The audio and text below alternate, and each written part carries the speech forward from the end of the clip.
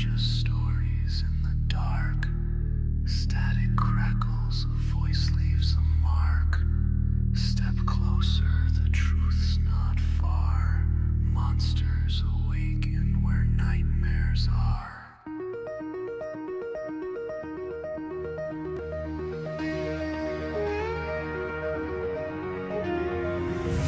Late night tuning in again. A voice calls out from deep within. Every tale crawls beneath my skin. The hunt begins, let the screams begin. Monsters unleash, no turning back. They walk in echoes, they paint the black. From shadowed woods to basement doors, they live in tales and something more. Clicking claws in the hallway crawl. Footsteps where there should be none at all. Breath on glass, but you're all alone. Or are you just a voice through the phone? Whispers say it's just pretend, but stories never really end. When silence breaks, the fear ascends. They're not inside, they're in your head. Monsters unleash, no turning back. They speak in tongues, they leave no track. Through coke tapes and haunted streams, they feed on fear, they live and scream.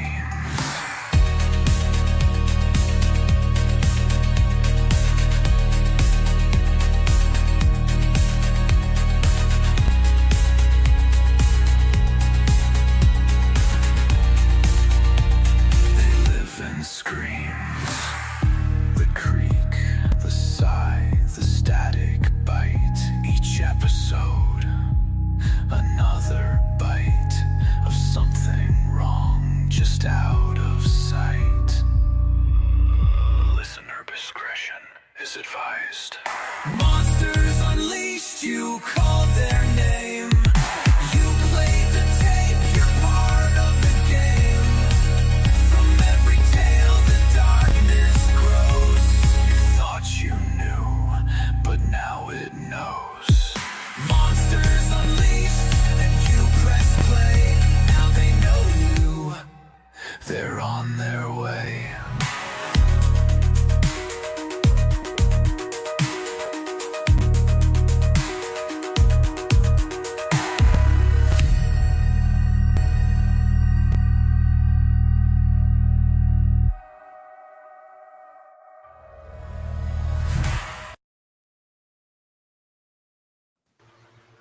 Hello, everybody.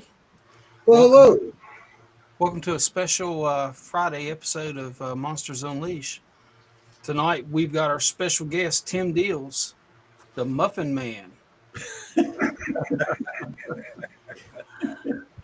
And we have Rockin' Randy with us tonight, Channel 12 TV Network, and we have Miss Donna Copas. Hello, Donna. Hello, Donna. I don't guess she can hear us, Randy. I don't think she can hear us.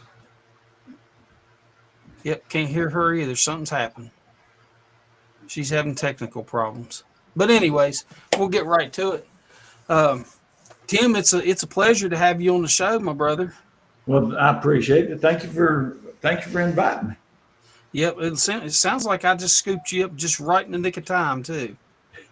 Yeah, it's about to get busy between squatching and hunting season. So, or squatch hunting, as I like to call it. I'll start out deer hunting. If I don't see nothing, then I'll start squatching. Yeah, nothing went in my favor today. I tried to get out several times, and every piece of equipment I had was dead, still from the LBL trip. I forgot to charge everything. So I've got it on charge, and I'm going to try to go tomorrow and try to get in tomorrow evening. We're going to try to go to a new place tomorrow. Me and George Lunsford and a couple more people. But that's all of the NCI guys will be. Me and George. The rest of them's got stuff they have to do. But we're going to go check a new place out I know there's Bigfoots there because I've heard them yell there before. So our area that we like so good, it's getting overrun with people. So we're going to sort of keep this next one on the down low so they don't know exactly where it's at. So Oh yeah, yeah. but when you're on public land, you know, you just got to take the good with the bad. Because if it ain't people squatching, it's people bear hunting, they're deer hunting, and all of that stuff. So, but it's all good. Yeah. You know, like I lost my hunting property. I had 50 acres that I hunted on down below my house, and they let another guy go in on it. And so now when I want to go hunting, I've got to drive an hour and 45 minutes Yeah, to a public land because I don't have anything else close to my house. But that's okay. That's okay too. I mean, boy, opening day, as soon as it breaks daylight, you just look around and there's orange everywhere. mm-hmm. Looks like Yeah. a pumpkin exploded in the middle of the woods. Yeah. That's the reason I try to outwalk them. Most of them will hunt within 150 yards of the truck. So I will walk a couple hours and get away from them. So Yeah, sure enough. Did we get sound from Donna yet? Can you see me? Can you hear Hello? me? yeah, I lost signal and I had to move to the other side of the room. So Oh, is okay. it working now? Yeah, It yeah, is. sure is. We got Hey, a little so- bit of a rain, so I don't know if that's what's doing it or not. But I I just sent have her a crap. message. Well, I can't hear you, Donna. Can you hear me? Hello. I can hear you. now, baby. Yeah, we got you now, Miss Donna. Hold on, let me check the chat here. Oh, okay. Mike Nation here. He said hello, everybody. Hello. Hello. Hello, Mike Mike Nation. I got to find out where my camera's at. Well, Tim, you know, this is your first time on my show. I mean, I know there's a lot of people who've seen you on the NCI show and stuff. So tell us about yourself. Tell us what you got, what got you into Sasquatching and everything. Okay. Well, to be honest, what got me into it was playing the joke on my best friend's boys. I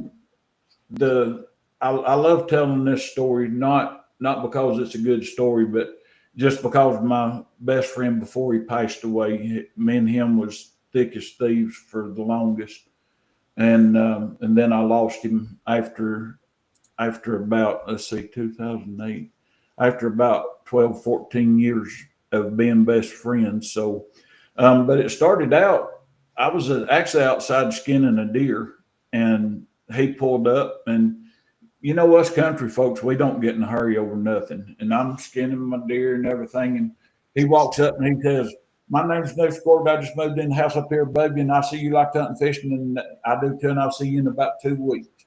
And I'm trying to listen to him and not cut myself and everything. And he takes off. And my wife said, "Who in the world was that?" And I said, "Well, I got his name's Newsom Corbett.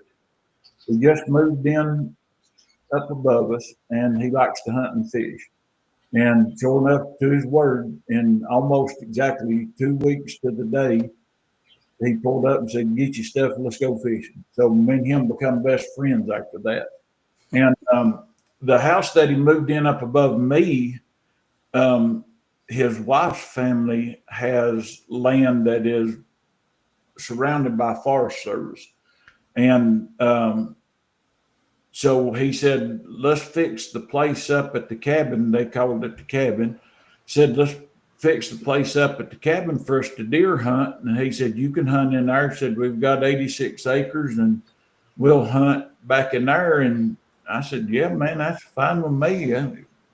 I can get me off of public land, hunting some private property. That'd be fine." So we started putting out trail cameras, and they had one or two, and they had one feeder out, and they would only go on that property about 2 times a year, and it was just for a weekend.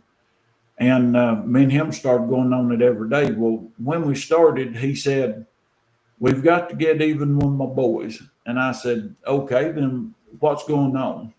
And he said that they had taken a a set of fallow deer horns out of the cabin and snuck up to his trail camera. Now this was back when it was a 35 millimeter. And they snuck them horns around in front of that trail camera, making him think there was a weird deer up there. So first thing he sees is them horns, and he freaks out. He's telling his wife, "Get stuff. I'm getting in the woods. I ain't coming out till I kill this thing." And I mean, he was just. She kept telling him, said, "Well, did you look at the other pictures?" And he said, "I didn't have to. I'm looking at. All I need to see is those deer horns right there." So finally, she got him to look at the next picture, and the very next picture was his boys. They're all in their 20s, 30s. Got a band that they played here locally and, well, all over the place, but they would happen to be here that weekend.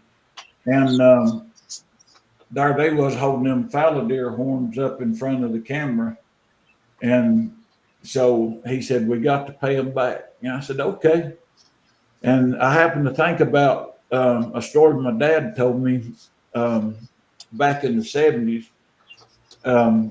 Him actually where we're going tomorrow to Squatch. Him and his best friend was coming out there deer hunting, and it had snowed, and they could see where they thought it was somebody at the time, because back in the 70s, you definitely didn't think nothing about Bigfoot being around here in western North Carolina. And but they found these tracks that was bigger than my daddy's buddy's boots, and he wore like a size 14, about 350 pounds, 6'4", big old youngin'. And it just warped his boot and everything. And I told my buddy about it. I said, "I've got some boards there at the house. I'll take those decking boards and I'll cut them about 16, 18 inches long, and I'll make us a set of big tracks, and they'll think there's a Bigfoot around here." And he said, "Yeah, do that." So I made a set, and I mean, I rounded the toes and made it to where it wasn't routed the whole edge on the bottom, so everything rounded good, and it didn't look like just a footprint. And so we snuck up there the next day. They had played that night. They'd played their gig and was still sleeping. We snuck up there turkey hunting. Is in the springtime, and I took those shoes with me. And we went in and broke limbs, made tracks in the mud, all this stuff, and just made a big mess up the little old path that they had. And we snuck back out. And he said, "They're going to call me whenever they get up to come back up and shoot guns with them. So we'll see what they do." And I told him, I said, "I can't be here because I'll start laughing. I can't pull a joke like that because I get too tickled." And so I stayed at the house, and they got up there and walked right by the tracks. And Newsom said, "You ain't getting me again." And they said, "What?" And he said, "These tracks here." Said, "You ain't going to get me again." And they walked back and they freaked out. "Daddy, that's a Bigfoot track. We've got Bigfoots on the property. Do you know how much money you can make with a picture from Bigfoot? Look at these limbs he's broke, and look at the tracks all over." And they started freaking out. And they told him, said, "We're going to cancel our gig tonight. We're going to go get every trail camera Walmart's got. We're going to get a picture of him, and we'll be famous. We've got Bigfoot." So Newsom just played it up real big and everything. And he told him, he said, "You're not going to cancel your gig because you've done and told the guy you'd be there tonight, and you're going to honor your word." So when they went to play the gig, Newsom went with them. I snuck back up there and got my shoes. And I turned chairs over, throwed clothes everywhere off the deck, took chairs out into the yard off the deck, throwed clothes on top of the house. I mean, I just made a big mess, and they know it wasn't their daddy because their daddy was with them. And they hadn't been around me that much because I just got to know them. And at 2:30, they come in and call their daddy. "Daddy, Bigfoot's been back. He was here while we're gone, and he's thrown everything in the yard, and he's saying in your face, we gotta get stuff up here." and they just absolutely just freaked out. And we got them. Hey, Tricia, um, we got them hook, line, and sinker, and we thought it. The bass player for it told him, said, "Now I don't know your daddy that good, but what I do know of him, he loves to play jokes. I bet you $1 he's done that." And he said, "Well, how could he do it? Because he was with us." He said, "Yeah, but still, yet you better check with your daddy."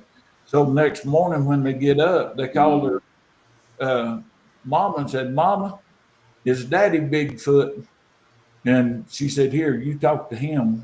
So they handed him the phone and said, "Daddy, are you Bigfoot?" He said, "That payback's rough, ain't it?" We got a hook, line, and sinker. I mean, we really did. We blowed their minds. Well, then things started happening to us when nobody's around. We started getting yelled at. We started getting stuff put in our trails going up to where we cleared out to where we wanted to hunt. And we know nobody was around.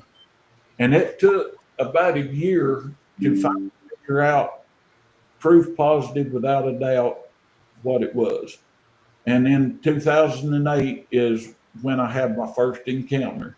The very first one, we was actually up in the top bedroom loft of this cabin and had the window open because a big old wild hog was coming in the yard and rooting the yard up. And he said, "We need to kill that." And I said, "I'll bring my crossbow because you being surrounded by Forest Service, you don't want to shoot in the middle of the night and then every game warden in the county be up here and bothering you all the time." So I took my crossbow and we're sitting up there, and 3 raccoons come out of a little old swampy place and come out in the yard and started fooling around. And after about 10 minutes, they run back into the bushes and something grabbed one of them and started killing it. And I don't know whoever's listening have ever heard a raccoon get killed, but it's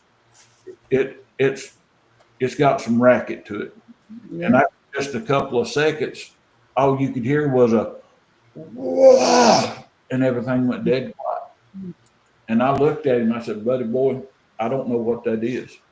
I said, that is not a sound that a black bear makes. They don't make a sound nowhere near that. Mm-hmm. It's just a big roar." And we kept sitting there, and in a minute it started whistling. And I told him, I said, "I definitely don't know what's going on." I said, "I've seen the black panthers. We've got mountain lions on our trail cams. We've seen red wolves, all of that. This is something I've never run into." And that was the first encounter, and it just gradually went from there on. It got so bad that we got a hold of the BFRO to come in just to give us some peace of mind on what was actually going on with what we thought it was. Because, we're just 2 old rednecks and we ain't never dealt with a Bigfoot before. And they came in and checked his property out, and they said, "Yeah, it's Bigfoot's." When we kill a deer, they'll go in and carry the gut pile off, and it'll be as clean as the countertop. I mean, there won't be nothing out of place, no leaf, no hairs left, no blood left. Everything is completely gone. Mm-hmm. And so that's how it all started. And since then, I've actually seen, well, I guess I can say 5 now since the one we seen, the eyes glowing after the South Carolina Bigfoot Festival. So I've seen 5 of them. Never had any kind of nighttime encounters until a few weeks ago. All my encounters have been of the daytime. Every one I've ever seen has been in the daylight, so I could identify them, without any problem. And it's just been going on ever since 2008. And the more that I get into it, the more I realize I don't know a thing, and the more questions I keep coming up with. But that's how I got into it, by playing a joke on my best friend's son. Well, Tim, I tell you what, let's stop right here for a minute and let's pay some bills. We'll play a little commercial from our sponsor, and we'll come right back to that story. Hey, mate, too, will you? What's that? Yeah. I'll pay your bills. Yeah. I'll send you mine too if you.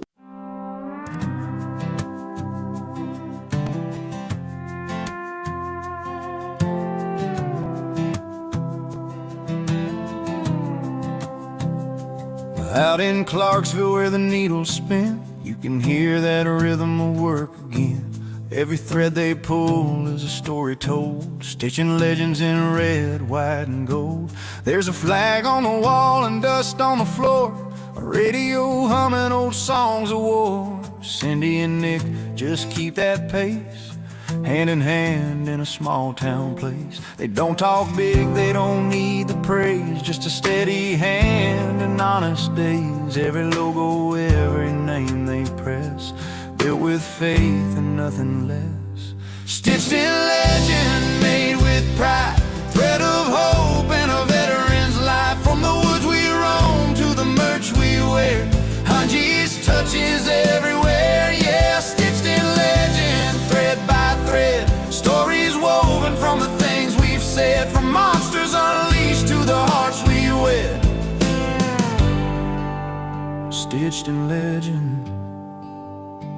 There's a hum of a machine and the smell of steam, where craft and faith build every dream. They sew our patches and print our signs, turning wild ideas into pride that shines. From the first shirt worn to the last one sold, they treat each order like it's stitched in gold. In a world of cheap and factory made, they're the real thing that never fades. They don't just make merch, they make meaning. Every thread a memory, every stitch a promise. Can't slide solo bills gently.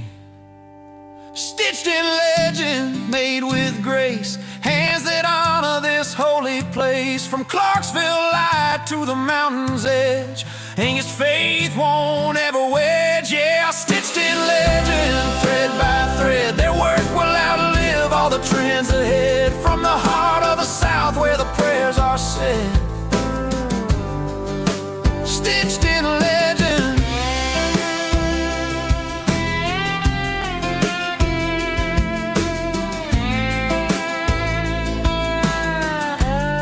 From Clarksville to woods we tread,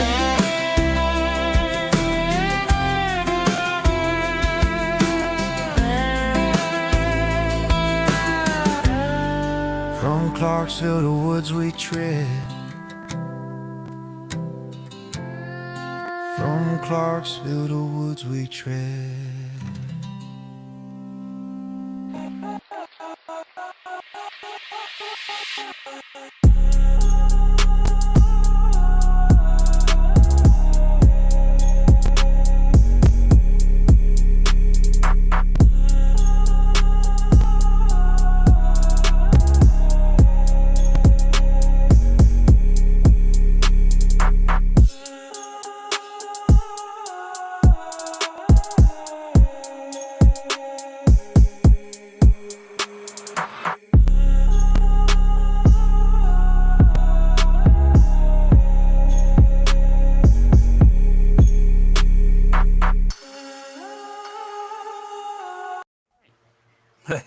Sorry that was so long, everybody, but got to pay them bills, you know. But Oh, we're back. I tell you, that C&G, they make some awesome stuff down there, man. Mhm. They do all of our shirts and everything. This is one of their shirts here, and this one actually has me on the back of it, so it's pretty cool. But well, you were saying that y'all had seen something down at the South Carolina Bigfoot Festival there. Yeah. Me and Robert Elfler and Brian Boom Boom Sawyer and his girlfriend, they were staying with me for that weekend because I'm not that far from the South Carolina Festival.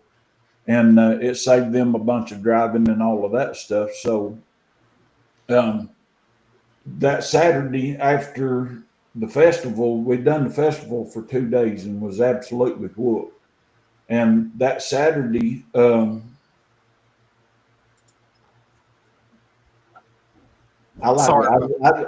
that's okay. I was reading Trish's thing. They're hearing stuff. So if you need to stop me, you just stop me, because that's live. But we come back and stopped at Chick-fil-A and got us something to eat. And I asked them, we was planning on going out and doing a full nights, and everybody was so tired. I said, guys, you want me just to run you up to this place where me and some of my other friends got bluff charged? And I said, we can run up there right quick, and we ain't got none of our guns with us, because none of our pistols, because we've been at the festival all day and didn't have much of a flashlight and that kind of stuff, but we did finally find enough lights. And we get up there, and Robert's wife had called him about the time we got there, so he was stayed in the truck talking to her. And as soon as me and Brian and his girlfriend stepped out of my truck, to our left, we heard one holler. And so I was like, thank you, Lord, because there ain't nothing. I mean, when you invite somebody to go somewhere with you and you tell them that there's boogers there, you know, and then nothing happens, they're like, well, maybe they are, maybe they ain't. But as soon as we opened the truck door and stepped out, one yelled. And we stood there just a second, and it yelled again. And by then, we had got our lights, and I handed Robert a flashlight, and I said, whenever you get through talking to your wife, just follow the road around where we're going. We'll be able to see you. You'll come right to us. And he said, okay. So we went around and got behind the Forest Service gate, hadn't gone 10 yards behind it, and there's a tree across it. And I go up and check it out, and it had to be placed there because the stump for it was about 10 feet away. And it was laid perfectly across the road with limbs woven in on each side of it. So something with fingers had to do it. So I recorded that on my phone and documented it and everything. And we go on out, and I show them where we got bluff charged, and we're looking at trees that's been broke off about 7.5, 8 foot high. And we find one track that's about 14 inches, and just finding stuff like that, you know, nothing that you could cast or anything like that, but just sign. And we'd been out there for probably 30 minutes or so, something like that. And I see Robert's light coming around towards us, and I holler at him, and I said, come on around here, and Willie's on around the road. And he hollered back, he said, I don't think you want to do that. We ain't got nothing for him. And I was like, well, what does that got to do with anything? And so I told him, I said, come on around, we're coming out to the road. So we went to the road and met him. And I said, we're going to ease on around the road. He said, we better not. He said, we ain't got nothing for him. And we asked him, we said, what are you talking about? And I forgot to tell you, right after we found the tree that was across the road, we got by it, and over to our right, we heard a yell. And so Robert was coming around about 30 minutes later, and where we heard the yell on the right, he turns around and sees blue eyes. And off. He said he thought it was about a 6 foot tall dog man. And that's what he was hollering at, is we ain't got nothing for him. And we didn't know, because it was actually coming in behind us. So it was tracking us. And we actually headed towards where the first yells come from, and we turned around and come back. And so we got to talking to him and said, what are you talking about? And he told us about the blue eyes. And him and I've never run into a dog man. So I was letting him Brian talk, and there's like, yeah, if it's a dog man, we need to ease back towards the truck. Well, we start back towards the truck, and Brian hears something coming up, which is now our right, that was our left. He can hear it coming towards us. And I look out the road, and I've never seen anything after dark. I mean, I've never had any kind of encounter whatsoever, other than, you know, a yell or a wood knock, but never seen a creature. And I look out and I hunt this area, so I know there's nothing around it. And I look out and I see orange eyes glowing without my headlamp on them. Mm-hmm. And that tickled me to death. The other guys was like, orange eyes, and I was like, I'm seeing orange eyes. I ain't never got to see them glow before. Now I can add that to the stuff that I've encountered, because I've heard a lot of people talking about orange eyes are glowing and in the woods, and I'm thinking, how's orange eyes going to glow? I don't know, but they was. And every time I would get my headlamp on its size just right, it would either close its eyes or turn its head, because it would move. And then if I moved my headlamp away from it, it would turn it back and look at us, and you could see the eyes again. Well, it's a shame you didn't have your thermal that night. I know. And I started to take it, but I thought we were going to come back to the house, and with everything we had at the festival, I didn't have nothing with me except what we needed at the festival. Yeah. But, you know, there's a lot of people that don't know a whole lot about dog men and stuff. And, you know, I didn't know that much about them either before the trip to the LBL. I mean, I had to get educated real quick. When you got something like that in a tree up behind you, you know, that's some pretty spooky stuff. I mean, look at that thing. Look how big that thing is. Look how wide its head is up in that tree right there. Yep. Hey, Michael. Yeah. But he didn't say the best part of the whole deal. Brian's girlfriend stepped in something. Oh. She stepped in some kind of poop that wasn't there when we went around the road. Oh, wow. Yeah. And he said, never smelled like no poop he ever smelled before. Yeah, he put it in a bag, in a box, in the trunk, in a suitcase just to kill the smell. Oh, geez. Hauled it all the way to Michigan. She took her shoes off as soon as we got back to the truck. But we're coming back to the truck, and we're watching, and I'm telling them that whatever those eyes are, I know there's no houses behind it, and the mountains are behind it, so I know there's no way for it to be a light. And then when I'd hit it with my light and it would turn, and I'd turn my light off of it and it'd turn back and look, I mean, that pretty much explained what it was, you know. As far as dogman, this year I found a dogman track in my area that I've never seen before. I've never. Well, what did it look like? What did yours look like? It looked like a huge canine track. I mean, I don't know where my camera's going, but a huge canine track, but it had like a hill on the back of it. Mm-hmm. It had a hill with like a something like that. Something like that. But the hill was a lot like that. It really was. It was a lot like that, except the hill part back here was bigger. On that picture, it was, of course, it was almost as big as my hand, and I've got big hands.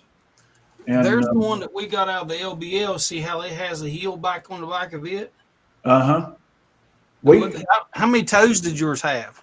The best we could count in the dirt, because it was in the bank where it was stepping up. The best we could count was 4, and they might have been a 5th one, but the way it was stepping, you couldn't definitely say for sure. Yeah, the ones that I've been seeing have been 3 toes. Now look, that could be not a dog man track. That could be something totally different. Oh, it could. Yeah. Either one of them, you know, because I don't know. I've never stopped the dog man and said, "Here, let me see your foot," you know. Yeah. So I found a track while we was down at Land Between the Lakes. I found a track down there, and George Lunsford casted it. Yeah, I've seen that. And it turned out real good. And fat deer hadn't stepped in the back of it. it would have been real good. But Dogman, when I first got into this and started hearing Dogman, I thought people was crazy. And then I got to talking to my good friends that I actually started squatching with in Sasquatch Recon, Dwight Campbell and Bob Trent. I got to asking them. They said, "Oh yeah, they're real. We've seen them and had encounters with them." So when they told me that, I knew they was real. But until this year, I've never seen a Dogman track up here. And that's two areas that I know Bigfoots are in, that there's Dogmen evidently there now. But we had the one in front of us. We had the one coming up behind us, and the road out to my truck, behind my truck, there's a ridge, and we heard something trying to sound like an owl.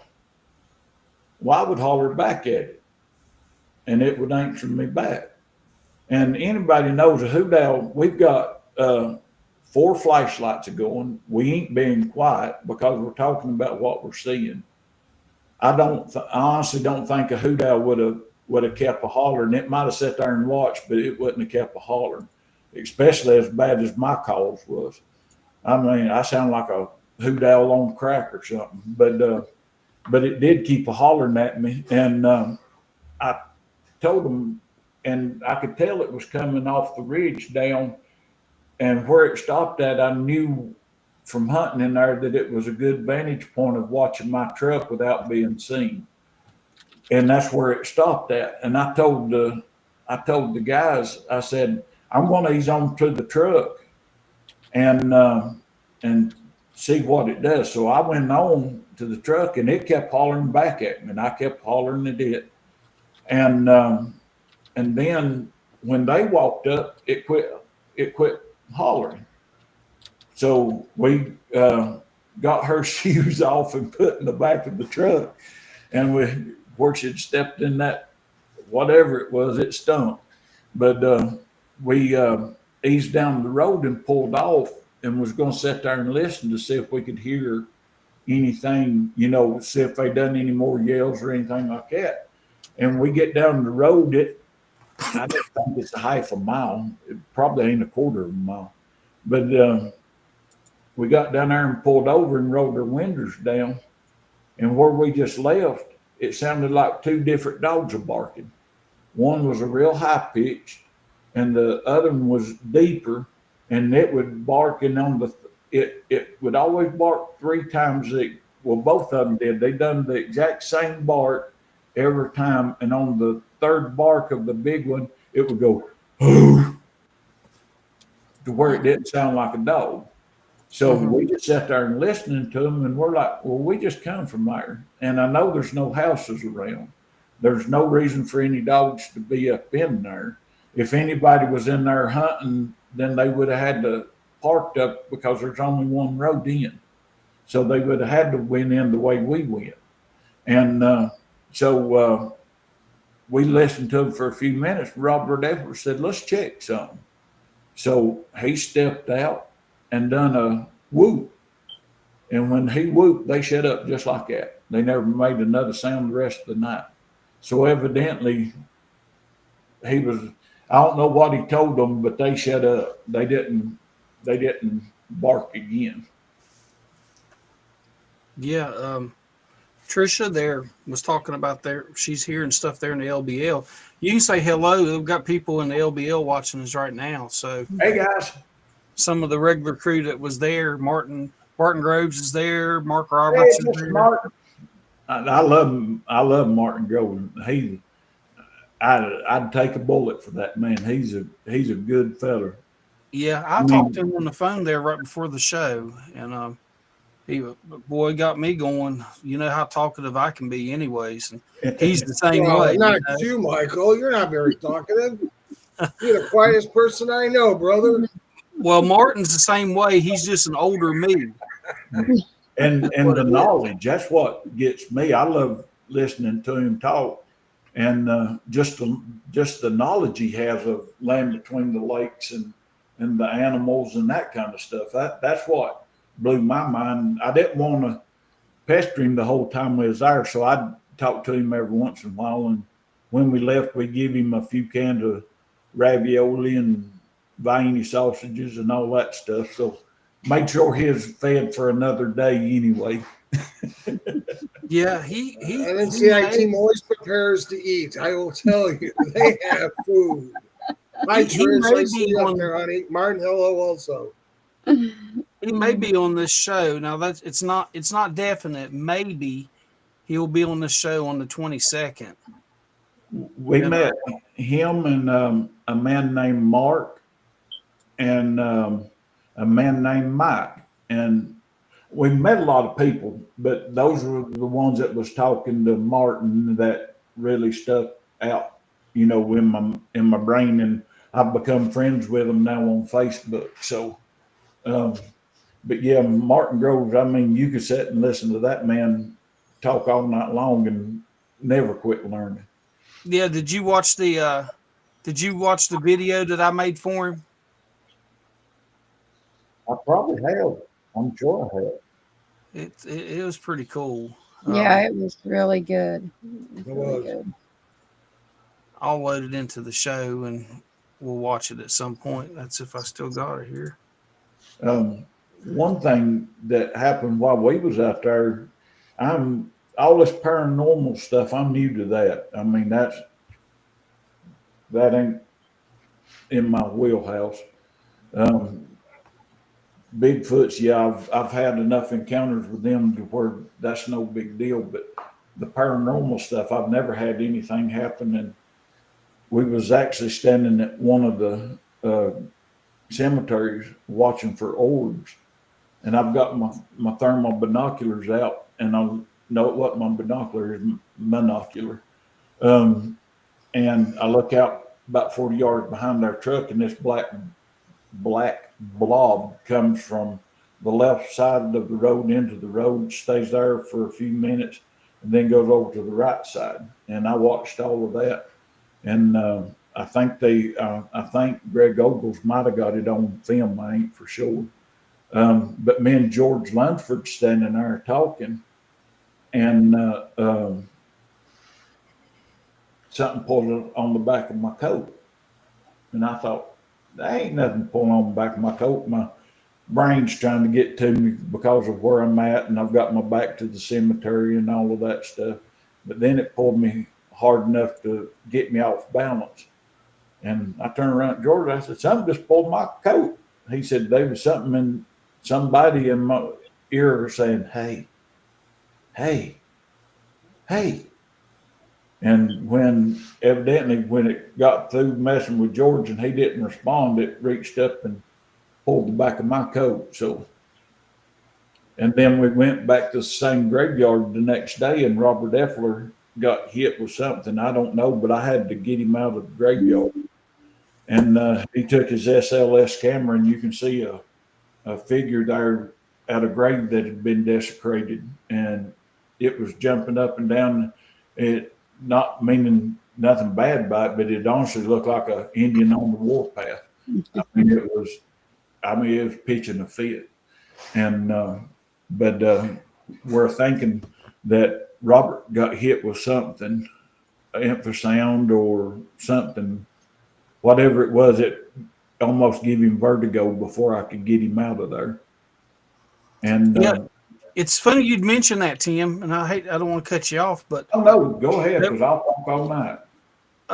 Trisha was in there the other day, and she was going down towards where the Martin Groves attack site is, and there's a store there where Martin and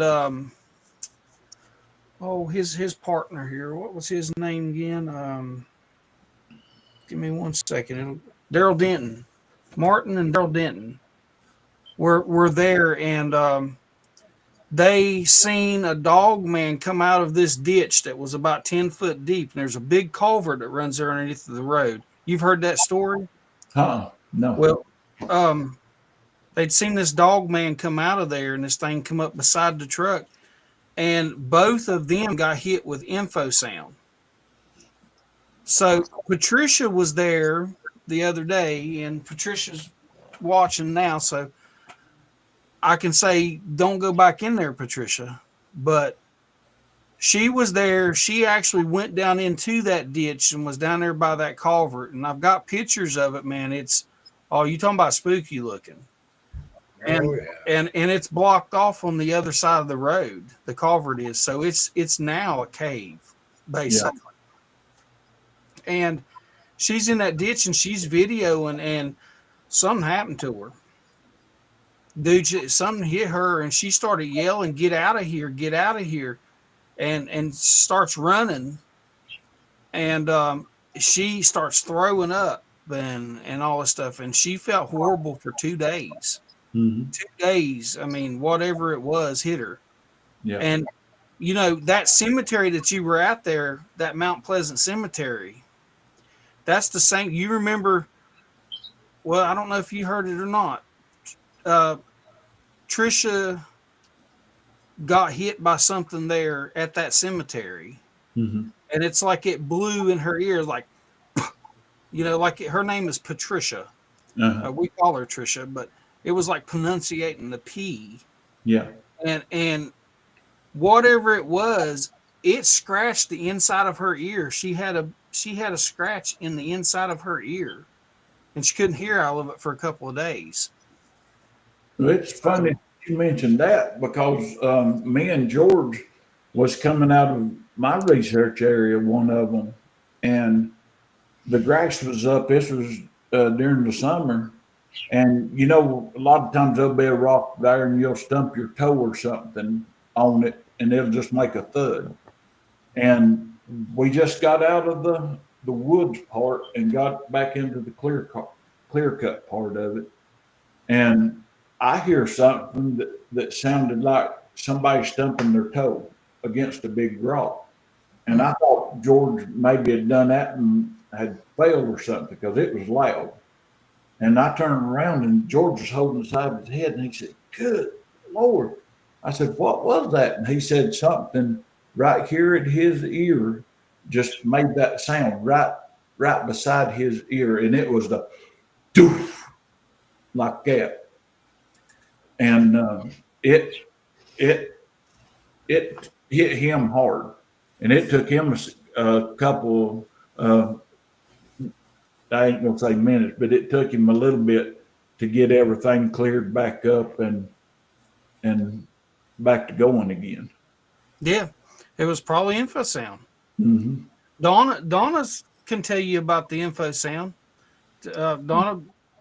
Yeah, it can get pretty intense. I've had it hit me so hard that it'll take you down. The hum, it starts out like a low, but as it intensifies, it's almost like being shocked or hit with electricity, or it affects you. That I talked to a fellow named Tim Kumbo Baker. Met him and had the privilege of talking to him, and he said that that infrasound does different people different ways. Said some people it'll actually make them hallucinate, and some people it makes them sick, and some people they get disoriented or vertigo and stuff like that. I guess it just depends on the person. Yeah. Donna, you had one put you to sleep, didn't you?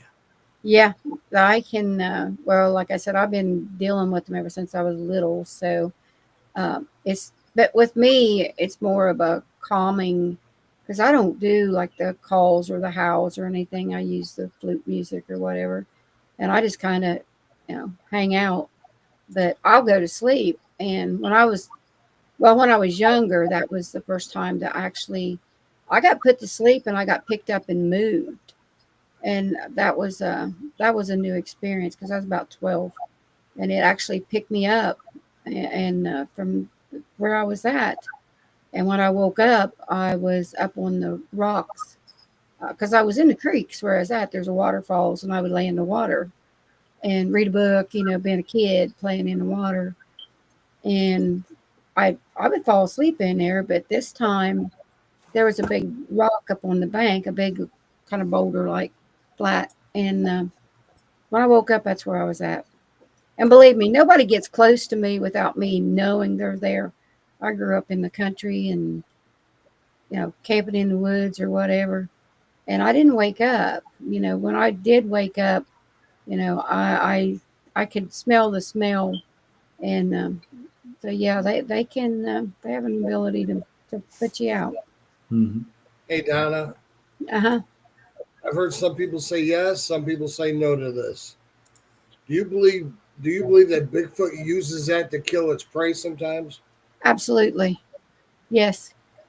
They have, yeah, Like they trap a deer, one of right. those corrals they make, and and it stuns them. They just walk up and do the kill, or they always just on the run for the kill. Well, I think that, I know they hunt. I know they'll chase, but I think that's part of the young being taught to hunt. But do they have the ability to, yeah, they do. Because if you watch a deer, um, you'll see them come to, I don't know if you've ever been in the country and dealt with like the deers. You'll see that Yeah. deer come to a dead stop. It's like a deer in a headlight. You spotlight a deer. You hit them in the eye, and they're going to stop dead. They don't move. That people do that. They do that to kill them. I mean, that's illegal. You're not supposed to do that. But Yeah, we would never do that. yeah, well, it's kind of the same effect, though. If you think about it, if you think about how it works, it's kind of the same effect. They use this because once that light is in their eyes, they're kind of immobile for a while. Gives you a chance to shoot them while they're immobile for them because they're fast. They're big. They're fast. They can grab them, snap a neck. It's nothing for them to pick it up and snap the neck. It's Oh yeah, I know. so. Yeah, that's what worries I've heard me. some people say no. I've heard some people say yes. I mean, I'm sure they do. If they do that to a human, Oh yeah. you know, Yeah, they could. They're unpredictable. I've never had. I've had a couple experiences where they was a little bit violent, but they never really been violent towards me, except for getting hit that one time. And I'm blaming Mike Miller for that one because it was him that was doing the house. I'm joking. I don't really blame him, but I'm sure you do. well, he went to bed. It's like, where did you go? I went to bed. Like, are you friggin' killing me? Like, you have me up here in the dark in the woods getting hit and about to be ripped apart, and you went to bed. He's funny anyway.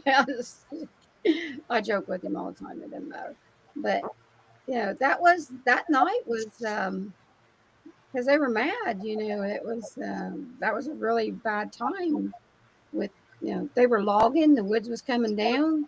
They were displaced, and they weren't in a happy zone to begin with. And I just kind of got in the way. I don't blame them, but man, I'll tell you one thing.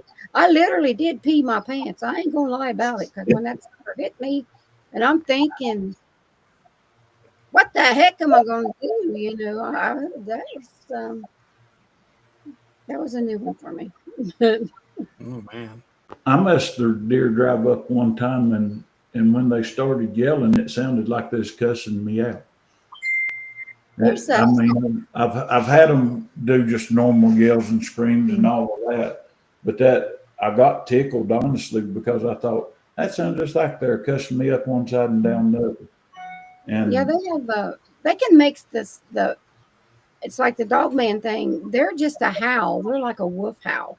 They don't have the vocals that the watchers have. The watchers has where when they make the sound.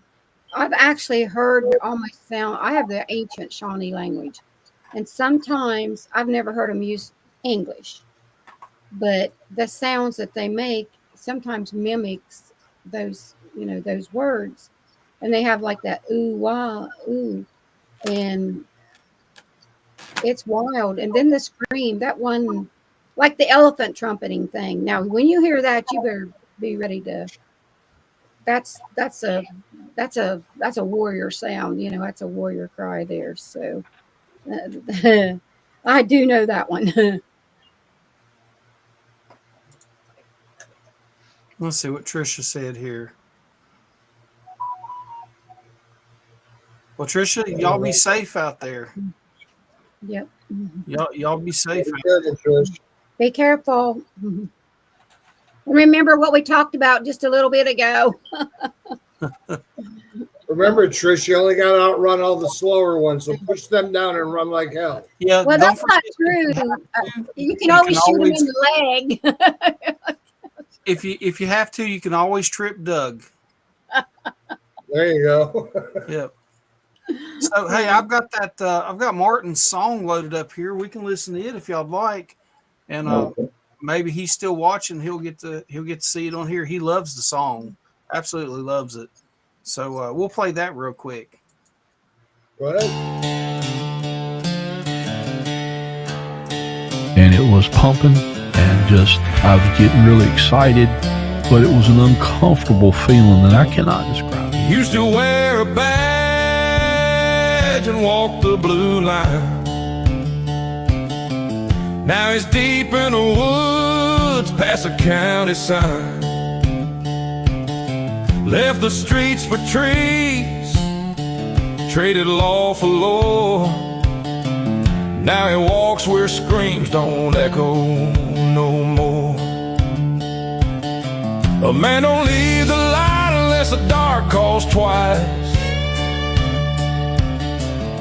But Groves heard a growl that cut through ice. It was land between the lakes, that God-forsaken stretch, where campers vanish and the branches stretch. He heard footsteps, too big breath, too loud, and red eyes blinking through the fog and cloud. One ain't a myth if it walks on two and watches you like it knows what you'll do. Looking straight down. And so all this is going on. Groves walks alone where the brave won't tread, chasing the howl that lives in your head. He's got a shotgun heart and a notebook mind, trying to catch what no man can find. He ain't scared of blood, ain't scared of bone, but he ain't never felt this alone. Very woods right here all of his life, and his parents brought him here, and his granddad. He laid the cast where the footprints sunk, for the plaster handshaking drunk, not from whiskey, from what he'd seen. A face like a nightmare, tall and lean, half a dog, half man, all wrong, and it stared him down like it knew he belonged. Back in town they call him obsessed, say the woods just got him stressed, but they don't know what he knows now, that the monsters walk and they know how.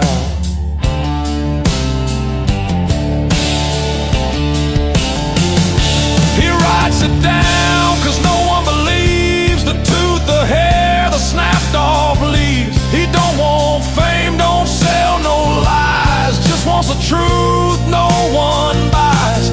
He says, I ain't crazy, but I ain't clean. I've seen things you only see in dreams. Groves walks alone with a kerosene lamp in hand, tracking beasts that don't leave the land. He's got wounds no doc can stitch, and stories that'll make your soul itch. So if you're camping and you hear that moan, no Groves is out there, but you're still alone. And he's hearing his dog scream, his dog's laying on the ground, and he looks up, and up in this very tree behind me, you can see the height of some of the branches. Now, this is a very old tree. One of the dogs appeared up about halfway, hanging from the tree, and it was still barking and screaming. Oh, yeah.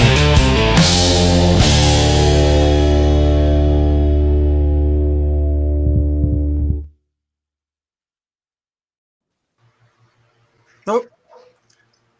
We lost Donna there. She just disappeared. Maybe she got abducted by the Bigfoot.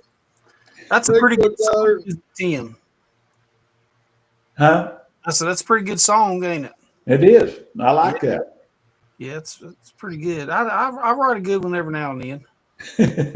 You had some good ones here lately, buddy. Yeah, yeah, sure enough.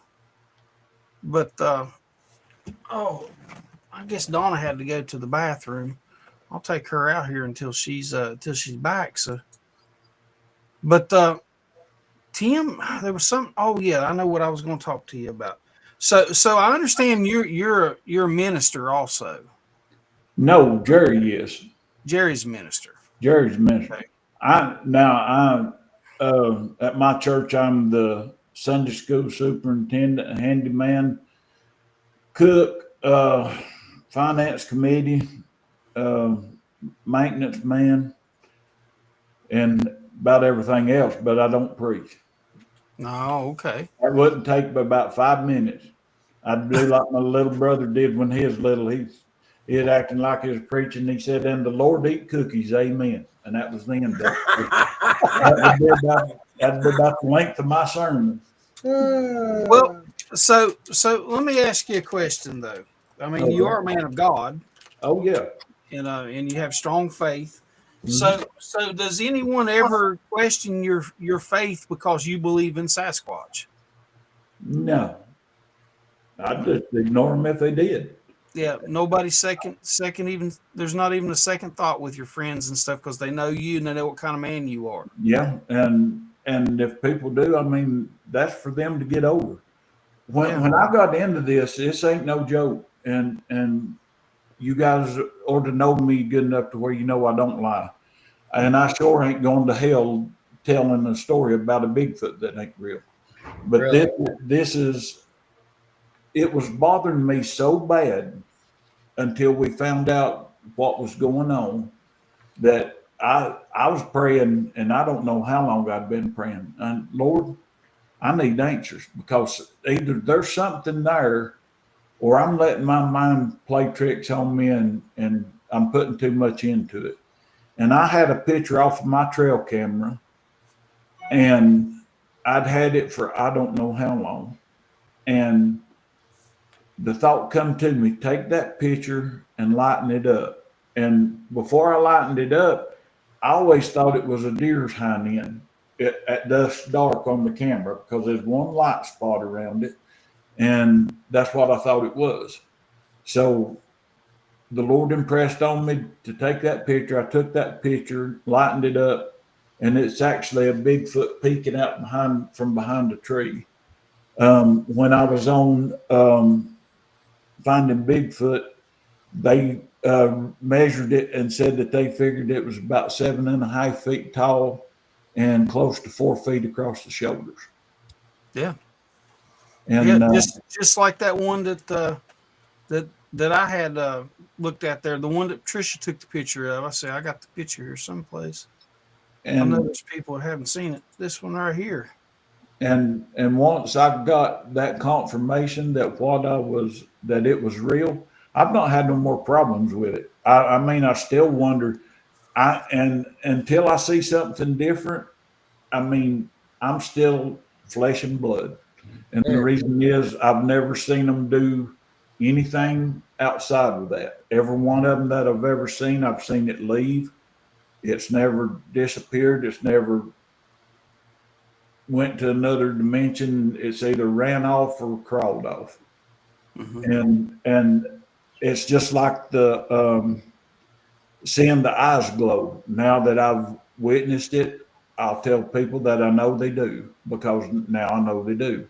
If I ever see one jump from one realm to another through a portal, I'll be the first one to admit it. I'm open minded, but everything that I've witnessed so far has been flesh and blood.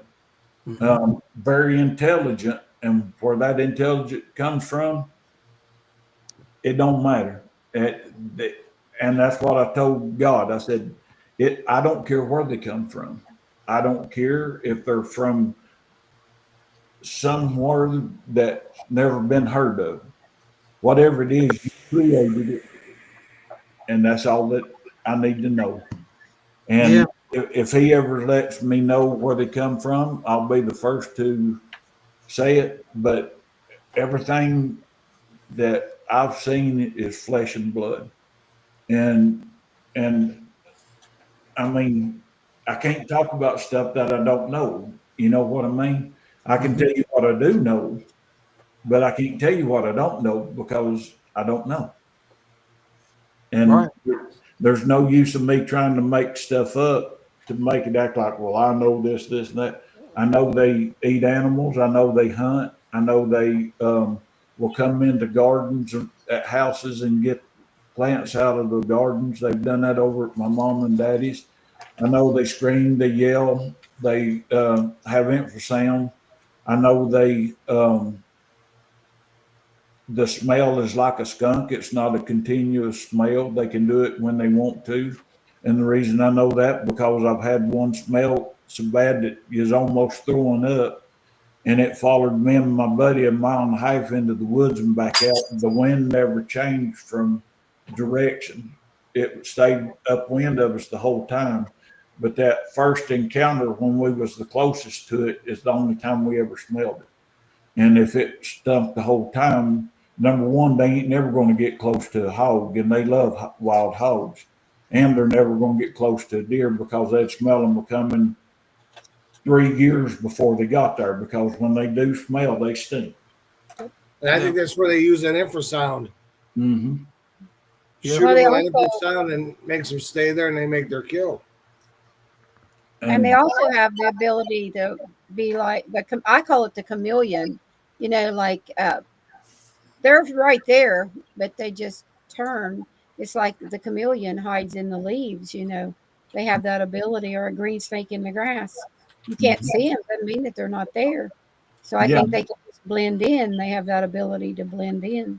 And that's one thing that I'm wondering, and I don't know how you would ever test it, but I do know the hairs that we have found and had tested, it would have a color like a red or a black or a gray, and then it'd be translucent, Yes. and then there'd be another color after that, and it would go throughout the whole hair shaft, or the whole length of the hair.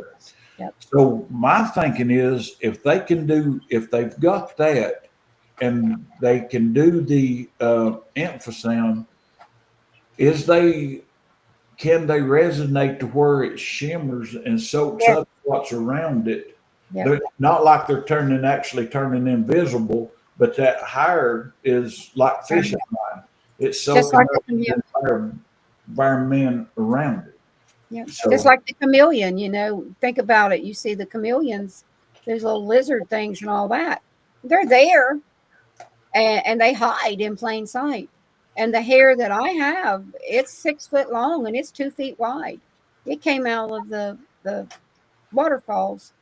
And if it's wet, now when it's wet, I can take a picture of it. When it's dry, you cannot with anything. I can let it down and take another one, but if it's dry, it won't. So they can change. The hair we had tested would not soak up water. It was waterproof. It was so. And I got these off of my audio recorder, and I don't know if you can see them or not, but there's one of them. Oh yeah. Oh yeah. Did you see the one that Jerry got off of Trisha? The hair? I did. And I also got this one. I can't tell where my camera's at. There we go. No, so, the other way. Yeah. I got that. There you go. Right there. Both of those off of my audio recorder that got tore all to pieces. And they're fine. They are not they definitely ain't bear hog hair because they have coarse hair. And it ain't deer hair because it ain't the right color, and it ain't thick like deer hair. There's a difference between their fur and Bigfoot's hair. Bigfoot hair is thinner, at least the ones I've got have been. But I got those off Tuesday, and they come off of the audio recorder where they had tore the audio recorder up. But in that one hair, like that long one, in that one hair, even though it looks that color, when you look at it under a microscope, it's going to have sections that are translucent, plus maybe a little reddish or a little brown or a little gray or a little black, all in that one hair. Well, that I had asked about, because it's such a massive amount. And there was another, he's an old veteran and he's a hunter. He said, well, if a body lays in the water, which is where the hair came from, it was in the water.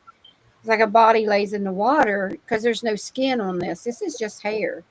He said, it will, it decomposes and the hair sloughs off, which it does. It's like tanning a deer hide or whatever, you do it and the hair will slough off.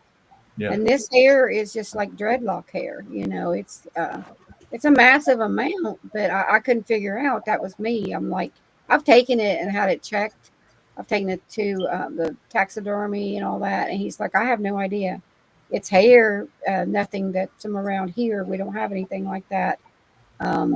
He said the closest thing I could tell you would be like a beefalo or buffalo, which we don't have here. Mm-hmm. And he said, but it wouldn't be that long. Even with that, it wouldn't be that long. You think it's maybe like a hairball, like a cattle spit up? No, this is a massive amount. It's literally 6 foot long. It's 2 feet wide. Oh no, I'm not saying it's not a Bigfoot. But it's I don't know whatever it came off of, which it kind of makes sense, is that if it did lay in the water and rotted, and then the water washed the hair down, and then it went into the sand where I pulled it up out of. So, what it is, I don't know. It could be whatever, some kind of animal, or it is different colors. There's two different bunches, and one is like a blackish brown. The other is a tan and white. So there's two different colors. Almost like it's two different things. Monkeys, gorillas, because they are hairy, they do spit up hairballs. Well, yeah. Because they handle it just like a cat does. Someone's got a lot of hair that uses its fingers. Yeah. So I'm wondering maybe there was like a big cat ball that was inside of one, or that's good. Yeah. I'm open to any suggestion because I've never seen this before, and that's how I'm not a researcher, so I don't think in that way. I just, I've lived with them and dealt with them, but I'm seeing more and more strange things that I've not seen over my lifetime. And that's kind of at the top of the list right there. It's like, what in the heck? And because even their hair, like them, they got long hair, but it's not hanging like that massive. It'd be like somebody grew their hair for 50 years or whatever, and never combed it. And it was just a massive, like it was a Jamaican one. Hey man, I'm going to take off the hair, dude. I can smoke the guy and jam the biggie to food some from it, man. I've got one picture of one that's standing over top of my trail camera, and you can see the matted hair sticking out on its chest. And you can tell that there ain't nothing in the woods that has hair like that. I actually sent Michael the one picture of, which I think it's the dog man standing on the cliff above me. And that was in the daytime. But then there's the second picture I sent. He squatted down. That's the tan one. And he's, you can definitely tell the dog man from the watcher. You can tell the difference. Even in the way they stand and sit and walk, there's a difference. But let me grab something. I'll be right back. It won't take me just a second. All right. Yeah, those are some cool pictures. I've had those for quite a while.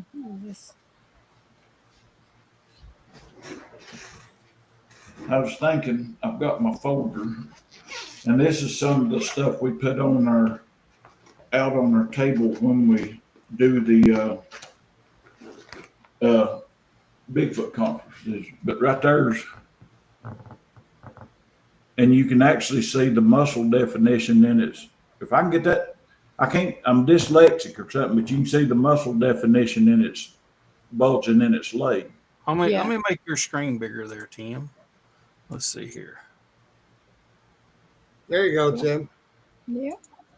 And you can tell that hair ain't from a bear or nothing like that. And you can see the muscle definition bulging in its leg. Yeah. Mhm. Yeah. Hmm. And I'll show you the other one that I was telling you, the one that the Lord told me to lighten up.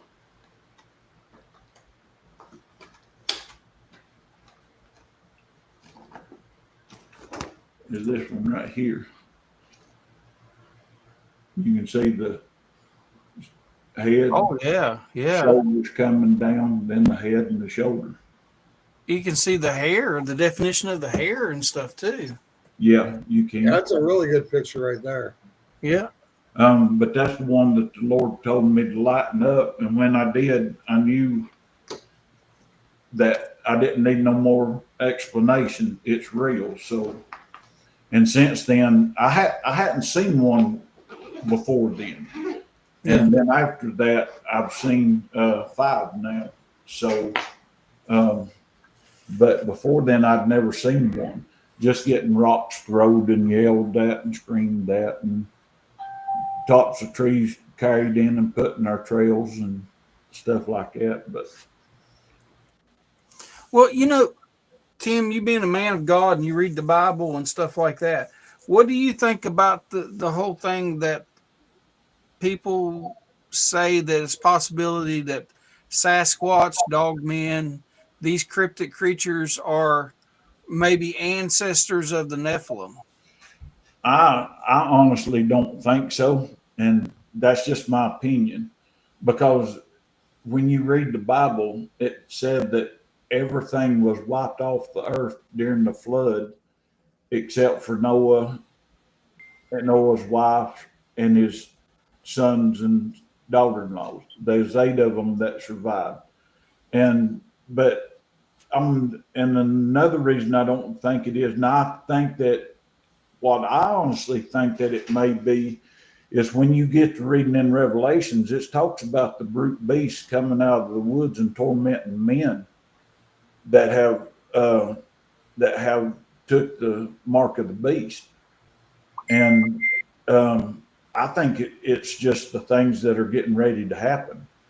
I have no way of proving it. I mean, but that's just something that because what more brute of a beast could you think of than something 9-10 foot tall that can, I mean, their strength is unbelievable. I've got a oak tree up where I go that they carried the whole oak tree, not part of it. They carried the whole oak tree that was probably a good 14 inches across. And they carried that whole tree in and laid it across my trail. Yeah, I've seen them snap a 10-inch tree, bend it, snap it like a twig, turn it and twist it and snap it down. I got pictures of it. So they're massively, their strength is just, it's massive. And as far as what you were talking about, that's I actually have been, because I call them watchers, and but like I said, in the beginning, the natives didn't have the Bible. Don't get me wrong. Now I believe the Creator is God. So I don't argue that fact. But we've always called them watchers. So. That the watchers come from the Bible, not from, so we have a little different of opinion, I guess, because I've been attacked on that because I call them watchers. Yeah, well, I mean, Randy, what was you going to say? Seen you I holding your finger up. got, I'm an evangelist. I preach and stuff, and I've read every story there ever was. And Tim, I'm going to ask you because you probably know better than I do. Jim, it does the Channel 12 TV network, Mm-hmm. He went to Noah's Ark, I guess, in Kentucky. Uh-huh. And on the Noah's Ark, they said that they had dinosaurs. Mm-hmm. And they had other creatures that were like not apes, but they called them I forget the word he used, like an Neanderthal. Mm-hmm. Well, was that really existing at the time of Noah that Noah would have dinosaurs? Like maybe this was Bigfoot he had on that boat? It could have been as far as Neanderthals, Noah was the first living soul. Not Noah, but Adam was the first one with a soul. So was other ones created before that? Adam just happened to be the first one with a soul. Right. And so was there other things here before then? Or, who says that God couldn't created more animals once that flood was over? Because, and a lot of people, well, how do you get that many animals? Well, people don't realize it when they went in, they could have been baby animals. It don't say that they was full-grown elephants and full-grown hippopotamuses and all of that. It could have been small ones. Well, Genesis 6:4 states that the Nephilim were on the earth the Nephilim were on the earth in those days and afterwards as well. But it also says that that when the flood came, it killed every living creature, which would have been Nephilims, the whole 9 yards. And could it be? And I don't know. It's one of them things that I honestly don't think we'll ever know unless the Lord wants to tell us or we get to heaven or whatever. But that's definitely going to be one of it's not going to be my first question, but it'll be the third or fourth question I ask. The first thing I'm going to do is punch Adam in the nose for messing up to start with, because if he hadn't messed up, we wouldn't have worried about it. But, yeah. Well, it was just weird that he was there and he said to me, he goes, "Oh yeah, I saw where the dinosaurs were in Neanderthal." I'm thinking, it doesn't make sense. Dinosaurs at the time of Noah's Ark. I thought the dinosaurs were gone before. That's what I thought. That's what I thought. And if there was an Neanderthal, then was that Bigfoot? I don't know. I've never been there, so I don't know. I was there. Maybe you've been there before. No, I mean, I ain't got no idea. I honestly think if you read the Bible, the word dinosaur wasn't around at the time. No, that was only given, here lately, so to speak. But it did talk about dragons. It talked about leviathans, and if you go listen and read what the Bible says about the leviathan, it sounds just like a dinosaur, the big long neck, all of this. And I've listened to a guy talk about this that I believe he's got a lot of knowledge because he debates people on it all the time. And he said that, back then, the oxygen on the earth was so much more.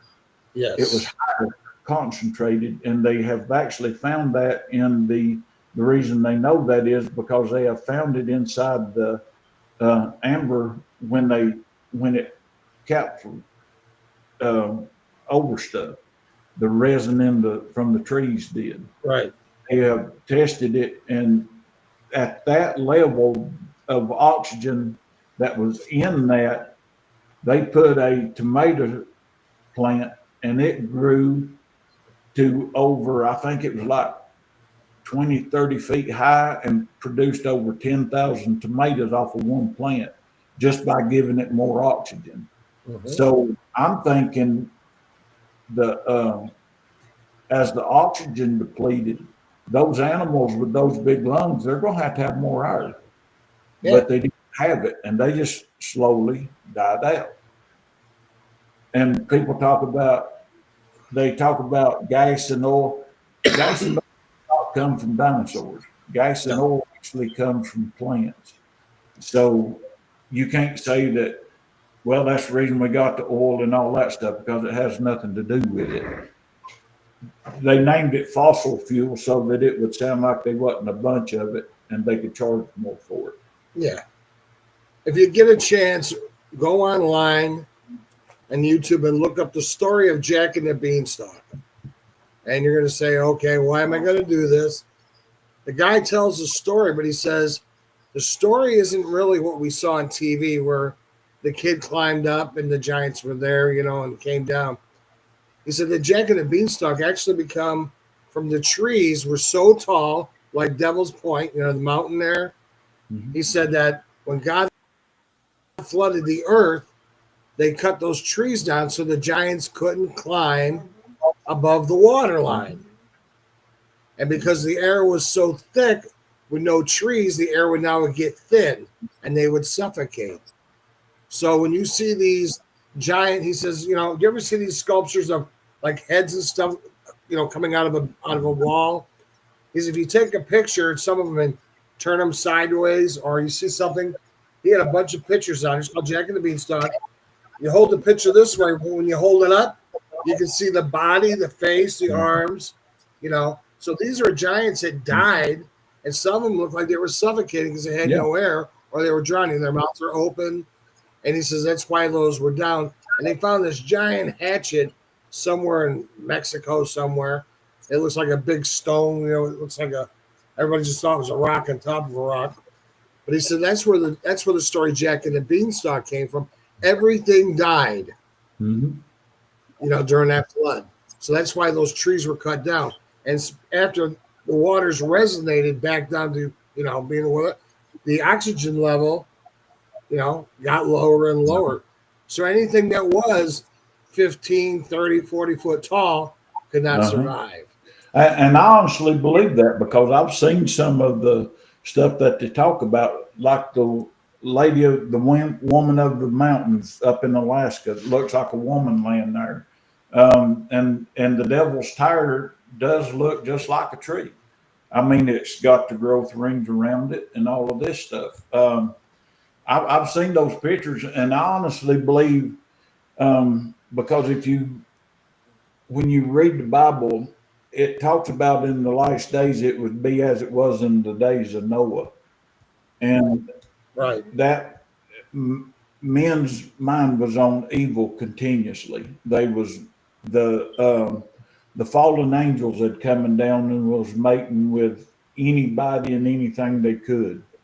And that's the reason that he destroyed it. Noah was the only true bloodline left. And if you trace it back, Jesus's bloodline goes through Noah all the way back to Adam. And but I honestly believe that that you're exactly right, Randy. I think that what was on the earth then was humongous compared to what we are now. Another reason is where they found Noah's Ark. They actually found it. They said that the wood it was made out of, they had put it together like plywood, and with the tar and the pitch and all of that. But there's no growth rings in it. That's how much big it was. And one board is as long as the whole ship. It wasn't like a piece and a piece and a piece. It was one continuous. Yeah. And what people don't know is they knew about metallurgy that back then. They had iron. They had ways of making nails and all of that stuff. Mm-hmm. And, people think, well, that's back. But Methuselah was 969 years old. He's the oldest person. The only two people that are older than him is Enoch and Elijah, because those two have not died yet. But as far as died, and do you not think people learn a lot in 1,000 years? I mean, come on. They didn't just sit around and twiddle their thumbs that whole time. They was learning. And people also have to remember they was made in God's image.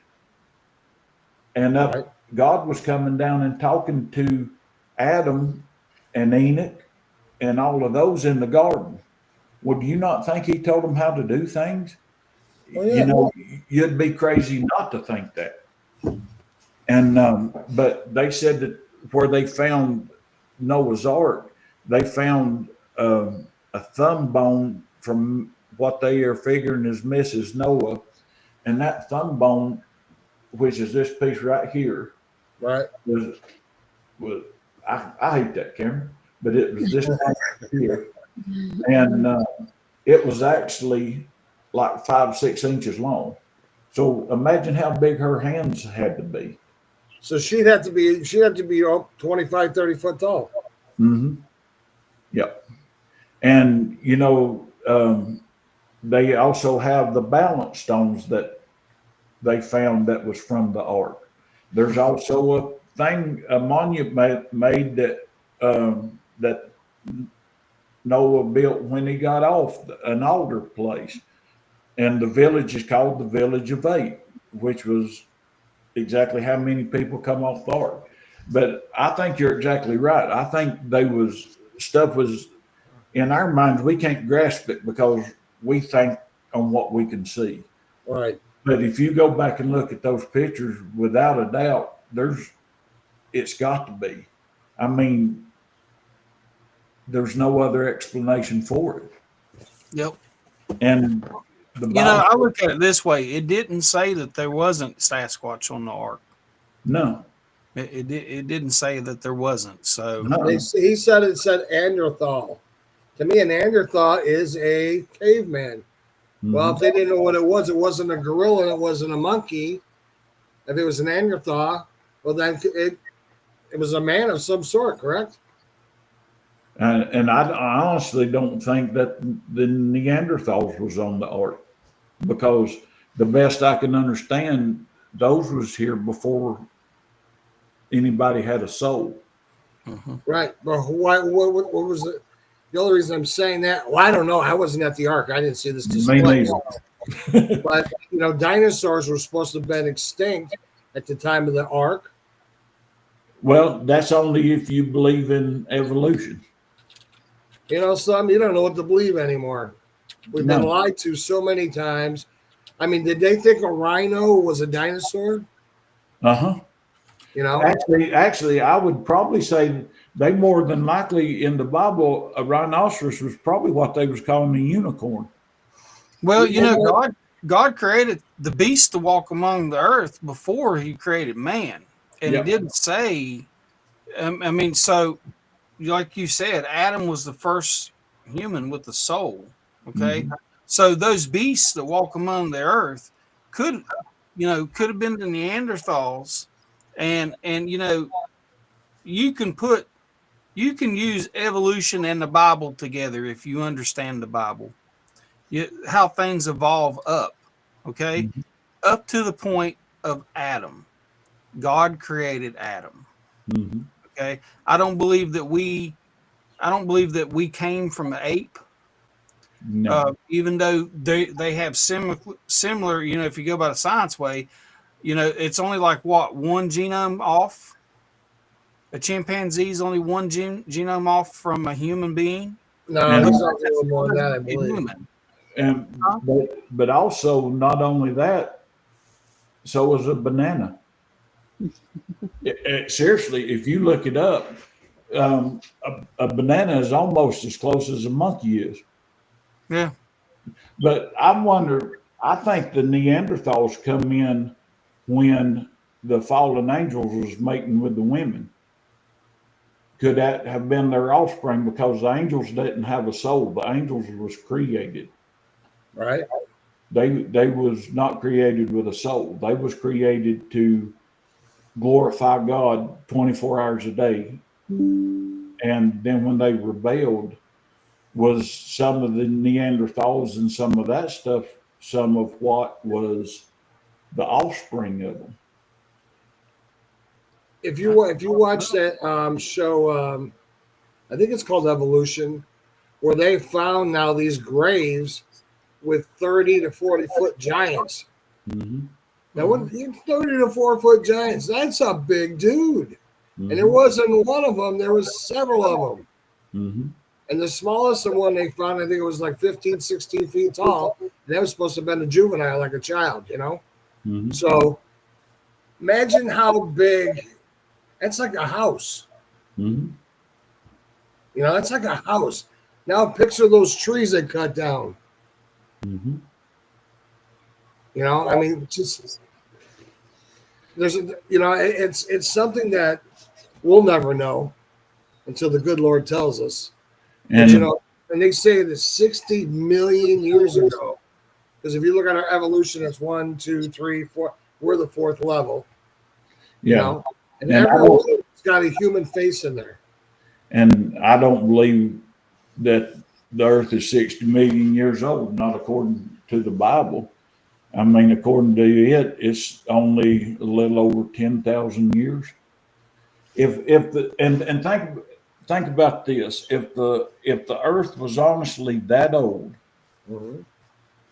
we would have been overpopulated by now. If Well, we are now. That's for damn sure. Well, they say we are, but the United States is still over 50% that has not ever that's uninhabited. Right. Some of the big cities are, but if the earth was actually that old, then the population would have overtook it a long time ago.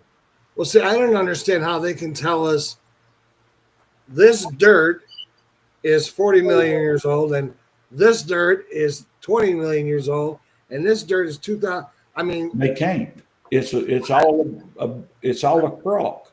You right. take I can take a deer skull and I can leave one out in the desert in the sun.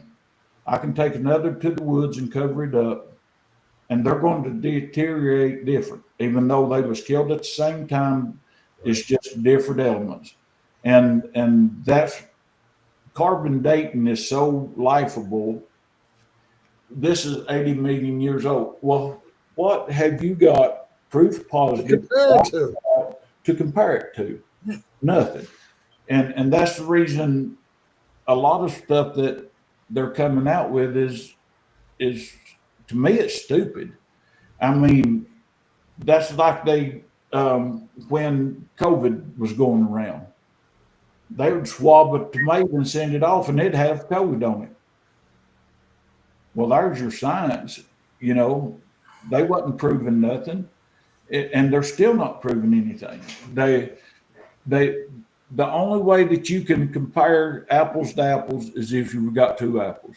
You Right. can't compare an apple to a watermelon and expect to get the correct answer. No. They're not the same.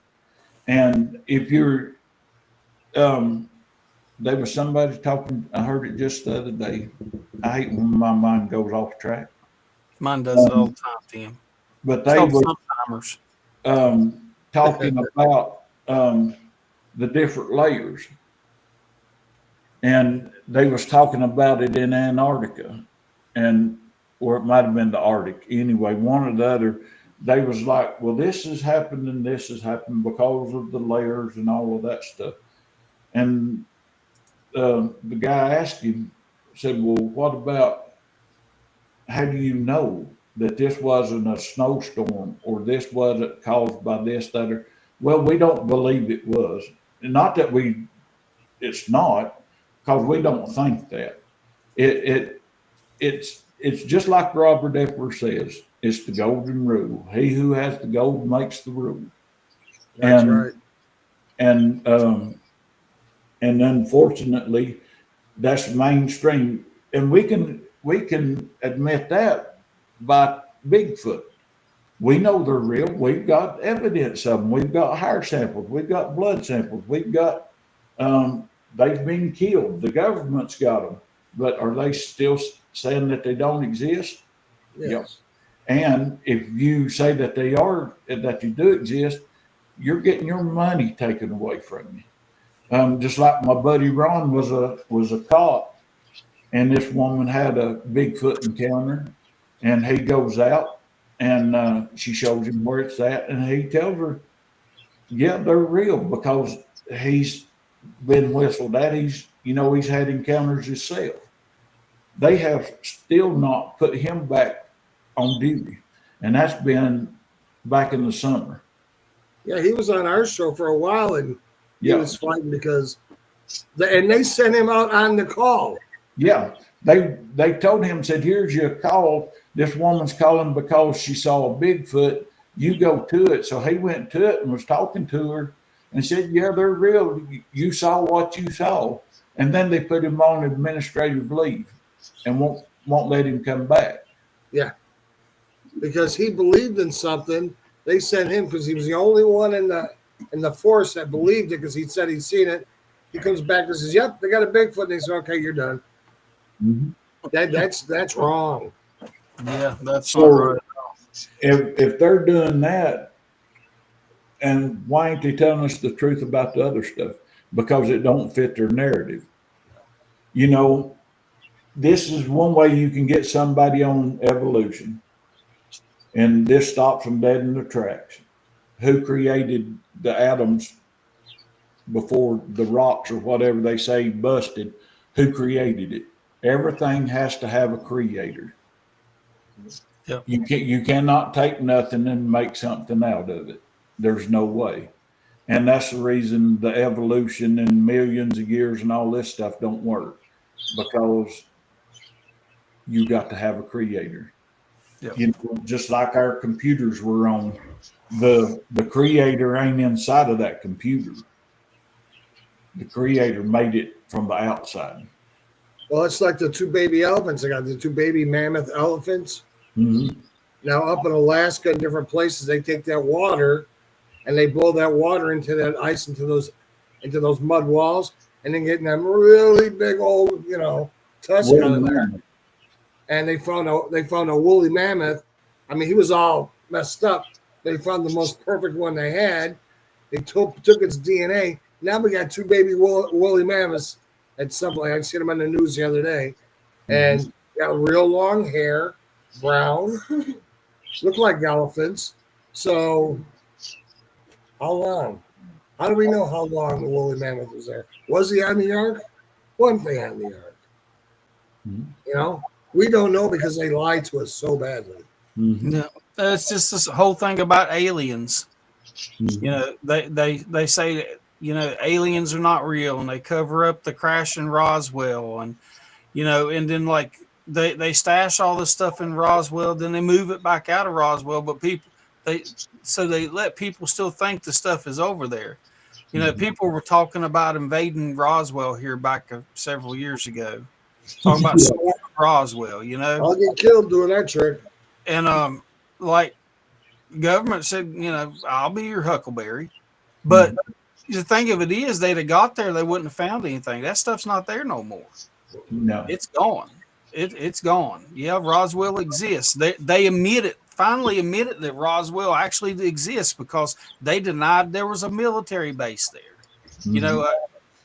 And now it's coming out. The Senate. You seen those videos on the internet there where they're showing evidence to the Senate and all that stuff of. Did you see that Tomahawk cruise missile hit that UFO and bounce off of it? Yeah, ping, one way. Ping, like that. Like, not today, Satan, and went on. So, I mean, the government lies to us every turn we make. We can't, there's nothing going on. Every time, like my mom used to say when she would talk about somebody bad in a bad way, she's like, every word comes out of their mouth is a lie. And to an extent, it is. Mm-hmm. They're lying to us. If they walked out here and it could be the summertime and be 80 degrees, and they'd say, "Man, it's hot out here," I'd probably put on my damn jacket because it's probably getting ready to snow. Mm-hmm. Yeah.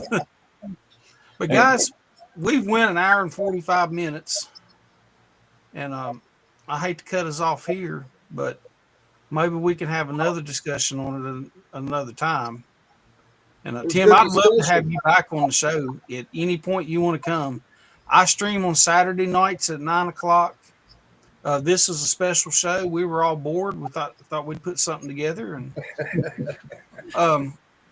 but on Saturdays I stream. You've got a spot, just like Donna's got a spot. I can have 10 people on here. So as long as there's not 10 people and you're bored, you just say, "Hey, Mike, you doing your show tonight?" And I'm like, "Yep. Here's the link." Okay. I appreciate that, really.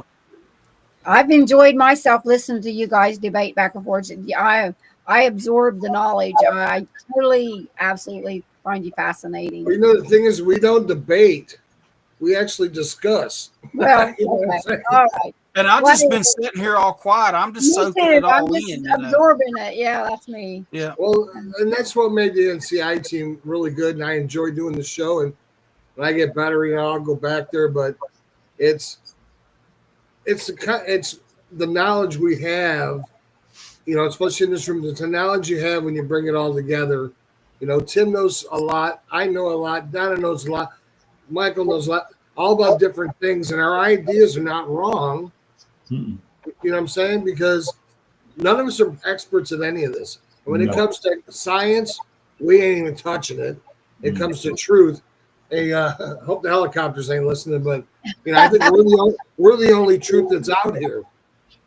Well, I'm losing my internet. I've got drones right now. I have 3 drones in this area that comes this time of year every time, and they're being active right now. So, but were you talking about the alien thing? I do. I work with veterans, like I said, and I have for years.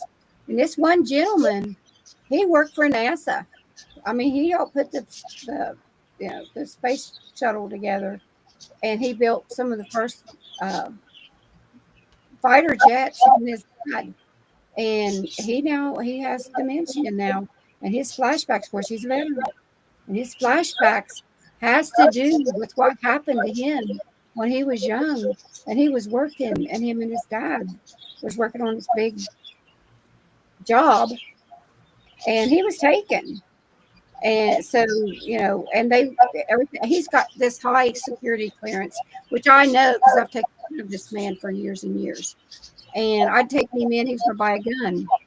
And they're running his stuff. And he's like, wait a minute. Just run this number. And then it was like, boom, everything changed. And I'm standing there and I'm thinking, oh my God, you know what? Because I listen to stories, you know, you don't know.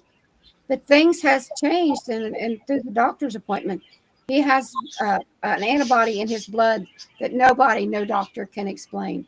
They don't know where it came from. He has a chip behind his knee. He's never had surgery. They don't know how it got in there, but it's there. And his flashbacks. He can't be in the little room by himself because he's terrified. And he keeps saying, and his experiences was mostly women figures. He said they look like human, but they're like fair skinned. But he said they have on their here, there's like gills. There's like 2 gills. So I don't know. All I know is what he says. There's evidence to back up what the man says, and it's frightening. It sometimes it is. Well, Michael, thank you for having me on your show tonight, buddy. Yeah. Randy, you can tell them where, if you don't care, you can tell them where they can find you. I'm usually at Michael's house for dinner. You can find me on Channel 12 TV Network. We shoot TV shows 24/7 days. You can watch all our shows. You can find me on Body Slamming Conversation, No Holds Barred. I'm taking some time off right now, but the channel's still running. Check out our network at Channel 12 TV Network.nowcast.cc. You can check out our store at Channel 12 TV Network.printful.me. Check out the NCI show, Tracy Jones show, Drink Beer and BS guys. We've got Justice, Truth, and Sarcasm. And we got a brand new show from Australia coming up this week. We got a new one that's on there now called Just Talk, that's out of the UK. The 3rd episode's up there. And we got our very first episode of Monster Mike, when Monsters Unleashed. And you can see him on Channel 12 TV Network. And just come and check us out. We got a lot of great shows. We got Cartoons TV, Classic TV, Scooby-Doo. We've got Batman stuff. You name it, we've got it. It's a great spot to be and a great place to be. And I'm glad that Monster Mike and Trish have joined us over there and his crew, and we're going to see a lot of good Bigfoot stuff. And I know he's looking for that dog man, so hopefully we're going to see us a big old dog man in the front of that truck like a deer. Yeah, and our shows that are on Channel 12 TV network aren't the shows that you get on YouTube. So you won't find that show on YouTube. So if you want to see those extra shows, go and subscribe. It's worth the $10 a month. It's It really $9.99 and there's no contracts, Mike. Yep. No contracts. After 30 days, you don't like it, don't subscribe. That's it. It's real easy. But Michael's got some good stuff you guys need to check out. You have not seen. You think you've seen his show? No. I mean, the stuff I saw today that Trisha pulled out what we were watching earlier, that was like, whew, okay. And pretty scary stuff that's going on out there at the LBL. And Mike and Trisha are pulling this out. And Mike, it's good to have you guys on board. Yeah, I appreciate it, man. I look forward to all the shows we're going to have there, and I look forward to having Tim back too, because Tim, you're a world of knowledge. Oh, he's Mr. Knowledge. Yeah, I mean, I don't know about all that, but I appreciate you letting me on. I honestly do. It's just one of them things that once you're either going to run from it or embrace it. So I figured I might as well bear hug it and keep it going. So. Yeah, and that, Tim, since you're down there, next time you're out with Jerry, if you could, just go ahead and take you some rope with you and hog tie him and tell him you ain't letting him go until he gets on my show, because it's hard to get. I see him bouncing from all these other shows, but I just can't. I can't get that second to get in there to get him on here, because I'd love to have him on also. Michael, can I say one more thing? Yeah, go ahead. We also have Brian Sawyer from Bigfoots of Michigan and Bigfoots of America. It's Bigfoots with an S. If you don't get the S, you're not getting the show. So it's Bigfoots of America. He does a show every Friday night and Saturday, does a YouTube show. His show's right now on Channel 12, but his new season, you will not see it anywhere else but on Channel 12 TV network. Yeah. So make sure you check out Brian Sawyer. I tried to get him for you tonight, but he was in the middle of another show. So Brian's a great guy. Tim knows him. He's with the NCI, and you're part of the NCI. So these guys are great. And that's Bigfoots with an S. Yeah. Yes. If you don't put the S in, you ain't gonna find it. It's like Monsters Unleashed. When you go to YouTube and you type in Monsters Unleashed, all you see is Scooby-Doo. You got to keep scrolling to find us. I hate that damn Scooby-Doo movie now. Roll Raggy. Yep. Like you type in Monsters Unleashed, first thing you see is Scooby-Doo, because they had a movie named Monsters Unleashed. And I'm like, my gosh, I had to pick this name. Well, that's what screwed me over the other day when I had you said, how come you ain't got my name up in the credits? I'm like, at least that's Scooby-Doo, and I had leaded. Yeah, he had Monsters Unleaded on the ticker going across the screen. I'm like, man. I'm like, your name's up there. And he goes, no, it's not. I'm like you said, Scooby-Doo. And I'm thinking, well, it ain't right. It's got to be leaded, That might be Mike's new name, Shaggy. Roll Raggy. There's a rock. But Tim, tell us how they can get a hold of you if they need to get a hold of you. Okay, you can find me at Tim Dills 13 at TikTok, YouTube, Instagram, X, any of those platforms. You can see me on Channel 12 of my boys squatching and talking and acting like idiots, like we're good at doing and having a good. One thing about it, you won't be bored. We have a good time. So we talk about everything too. Yeah, it's like Randy did say, no holds barred. That's right. If it pops in our mind, it comes out. Well, tonight we talked about Bigfoot, Dogman, and Jesus Christ. I mean, so and giants, yeah. And so dinosaurs. I think Donna should get the basket and do a love offering. Yeah. Okay. Oh, what a friend we have in Jesus. Give him that money. you know. Yeah, I mean, well, look, I'll pass an offering plate right here, right now. So if you guys want to help support our show, please visit our Patreon. We have a couple, 3 different levels on there. You can get in, you get behind the scenes stuff that you're not going to find on YouTube or Channel 12. Right. Deleted scenes, all of our photographic evidence. We put that up there. If we have a picture, now listen, we don't post a picture unless we know that it's real, and we do go in and debunk everything that we find. Trisha's in there now. She's going in Sunday to debunk another picture that we have not released to anyone yet. But we need to make sure that we have what we have. And as soon as we do, that picture will go on our Patreon. And plus all of our music. I mean, guys, we do these songs for our shows, our intro music, the Martin Groves song, Donna's song. I mean, our outro music and all that stuff. I have a whole album of music in there. Yes, he does. And it's good music too.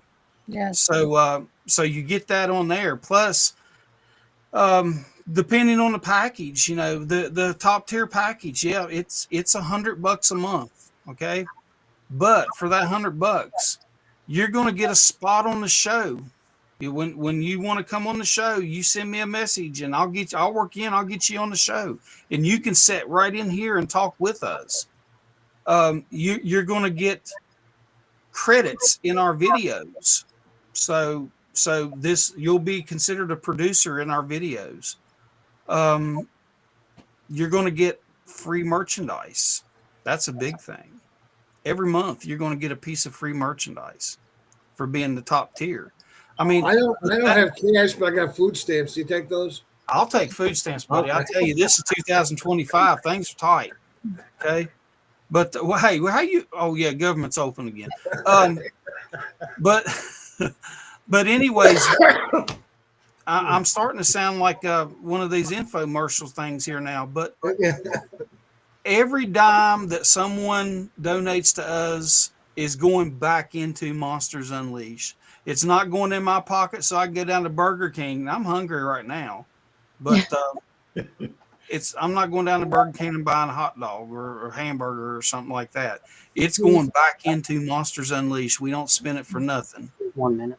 You're going to have to do you one of them, Mike. You're going to have to Hang do on just a second. them. I think it's the AS. Hey guys, I gotta leave you.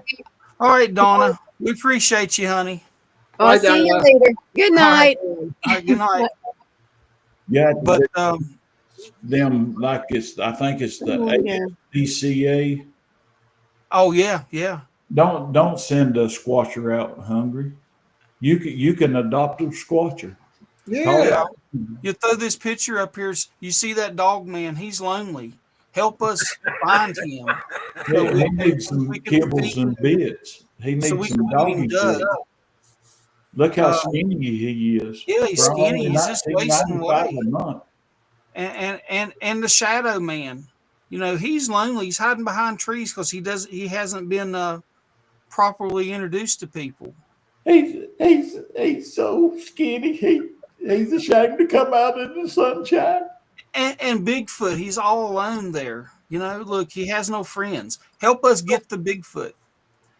But Bigfoot needs a toy. He loves squeaky toys. I'll get him a squeaky chicken, one of those rubber chicken things, so he can play with.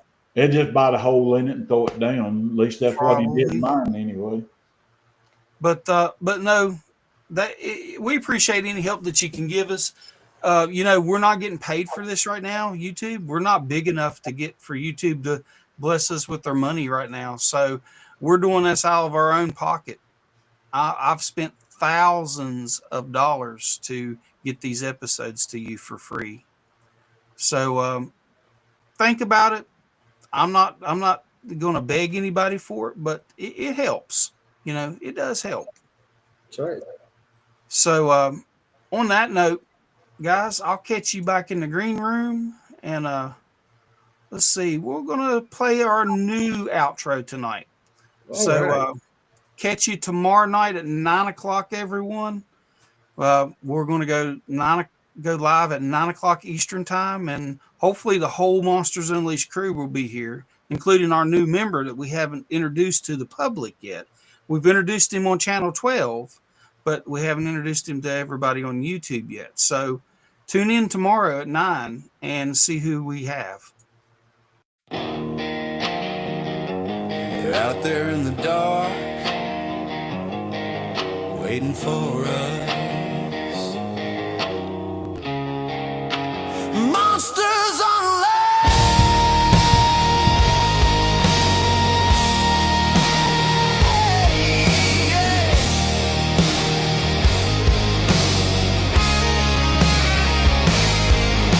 Out where the pine roots twist and bleed, footsteps shake the ground beneath.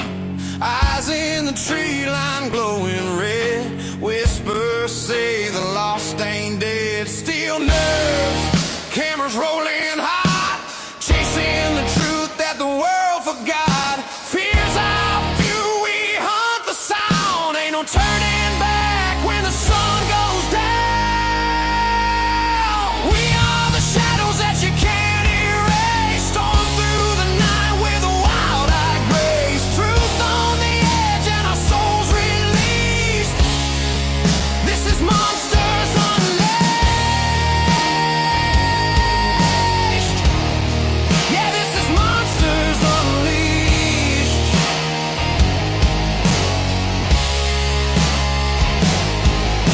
Night vision flares, the forest screams, echoes feed off fevered dreams. Something moves by the river bend. You can pray, but it ain't your friend. Steel boots in the muddy ground, C&G gear in the packs around. Rockin' Randy on the call tonight while Monster Mike lights up the fire. We are the shadows that you can't erase, storm through the night with a wild-eyed grace. Truth on the edge and our souls released. This is Monsters Unleashed. Yeah, this is Monsters Unleashed.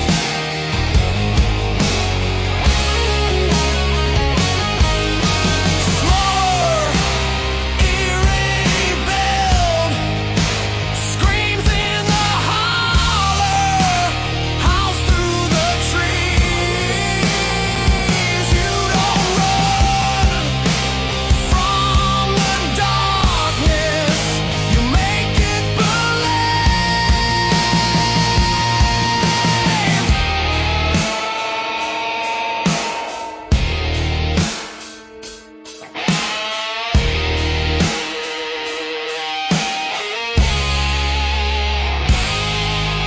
We are the legends, we are the beasts, rising from the south like a ghost set free. From the LBL to the Carolina peaks, this is Monsters Unleashed.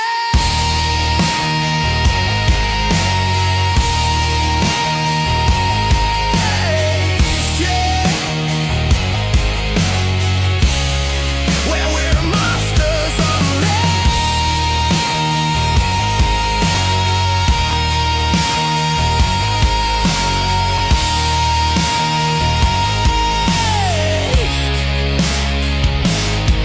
Lights out, cameras rolling, the hunt never ends.